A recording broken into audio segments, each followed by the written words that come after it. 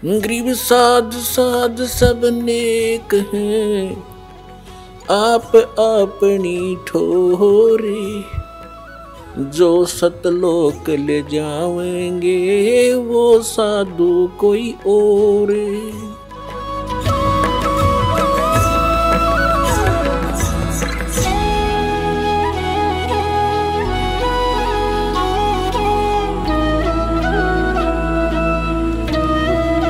अब हम प्रसंग पर आते हैं कि हमारे को ऐसा शरीर मिला है आप सभी को, इसमें कार्य करते करते अपना निर्वाह भी करना पड़ेगा आपने,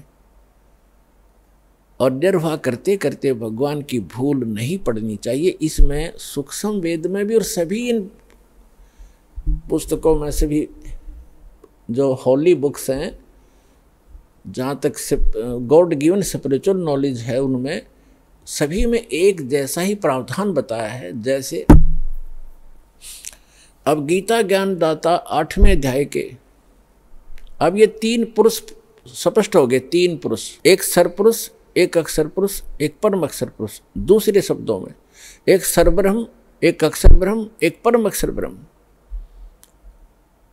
और तीसरे शब्दों में यह समझ लो कि ब्रह्म, सरपुरुष को केवल ब्रह्म भी कहते हैं, और परब्रह्म यानी से नेक्स्ट भगवान, और एक परम अक्षर ब्रह्म यानी परम अक्षर, परम अविनाशी ब्रह्म यानी परमात्मा। अब यहां ये ब्रह्म ही कैसे वेल नोन हो गया, क्यों सुप्रसिद्ध हो गया? ब्रह्म सभी कहते हैं ब्रह्म भगवान है, ब्रह्म ही सब कुछ है। ऐसा क्यों हो गया? क्योंकि ऋषि में है, ऋषियों ने केवल ब्रह्म तक का ही ज्ञान रहा, ओम नाम का जाप करते रहे, और इन्होंने ना पूर्ण ब्रह्म का ध्यान रहा कि इसमें पूर्ण ब्रह्म भी लिखा है, कंप्लीट पूर्ण परमात्मा भी लिखा है, पूर्ण पुरुष भी लिखा है, परम अक्षर ब्रह्म भी लिखा है। तो इनकी बुद्धि वहाँ काम नहीं कर पाई। इन्होंने ब्रह्म को ही परब्रह्म, इसी को परम अक्षर ब्रह्म, इसी को सब कुछ मान लिया। तो ये थी उस तत्वदर्शी संत के ज्ञान के अभाव की बातें। तत्वदर्शी कहते हैं गुरु बिन काहु न पाया ज्ञाना, जो थोथा भूषड़े मूड किसाना। गुरु बिन वेद पढ़े जो प्राणी, समझे न सार रहे अज्ञानी। गुरु के बिना वेदों को पढ़ने वाला भी अज्ञानी रहता है। गुरु बिन काहु न पाया ज्ञाना, जो थोथा भूषड़े मूड किसाना। मूड ही किसान पराली के ऊपर लठ मारेगा धान प्राप्ति के लिए। धान तो धड़ी निकाल लेगा तो पराल पड़ी है।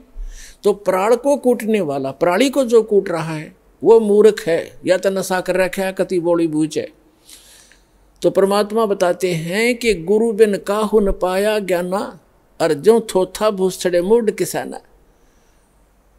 तो अभी तक पूर्ण ज्ञान ना होने से इस दास, बोले तो परमात्मा स्वयं आए, उन्होंने अपने उन प्यारी आत्माओं को ज्ञान दिया, जैसा कि उसका विधान है वो ऐसा करता ही करता है।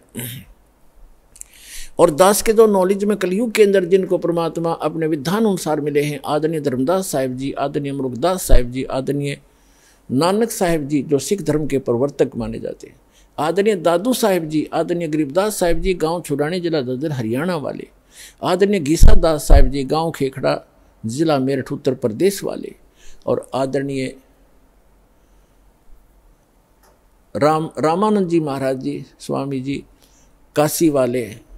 इन महापुरुषों को परमात्मा मिले और इस दास को मिले। तो उन महापुरुषों को छोड़कर इस दास के अतिरिक्त आज तक ये वेद ज्ञान, कंप्लीट स्पिरिचुअल नॉलेज किसी के पास नहीं था। और इसलिए कहा है कि गुरु बिन काहु न पाया ज्ञाना। अब वो महापुरुष गुरु थे और सही ज्ञान बताकर गए हैं, लेकिन उस समय हम समझने के सतर में नहीं थे, हम शिक्षित नहीं थे हमारे पूर्वज, जिस कारण से यह बिजली गिरी रही। उन महापुरुषों को जो लाल लिए फिरे थे उनको तो हमने रिजेक्ट कर दिया। इन कौड़ी वाले जो कौड़ी लिए फिरते थे उनको खरीद कर घर भर लिया कि हम धनी बन जाएंगे, हम वहीं के वहीं खड़े हैं। इसके विषय में परमात्मा बताते हैं कि चारों युग में मेरे संत पुकारे, कोक कहा हम हेल रे, हीरे माणक मोती बरसे, ये जग सुगता ढेल रे। ओए चारों युग में मेरे संत पुकारे, मेरे से परिचित मेरे प्यारी आत्माएं, वो महापुरुष जिनको मैं मिला, उनको सब कंप्लीट स्पिरिचुअल नॉलेज दिया, उन्होंने भी यही आवाज़ लगाई और मैंने भी, हमने कूक कहा, हम हेल रे, ऊंचे स्वर में गरज गरज कर आवाज़ लगाई चौराहों पर खड़े हो होकर।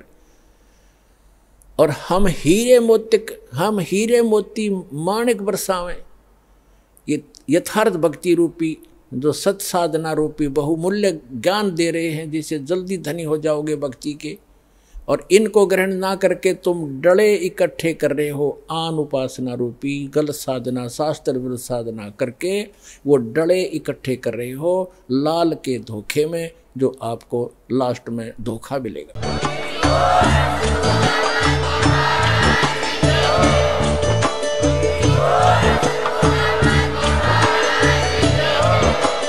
आप सुन रहे थे जगत गुरु तत्वदर्शी संत रामपाल जी महाराज जी के मंगल प्रवचन। अधिक जानकारी के लिए विजिट कीजिए हमारी वेबसाइट www.jagatgururampalji.org। संत रामपाल जी महाराज जी के शुभ आशीर्वाद से पूरे विश्व भर में 500 से भी ज्यादा नाम दीक्षा केंद्र हैं, जिन पर संत रामपाल जी महाराज जी द्वारा ऑनलाइन निशुल्क नाम दीक्षा दी जा रही है। अपने नजदीकी नाम दीक्षा केंद्र का पता करने के लिए संपर्क करें 8222880541।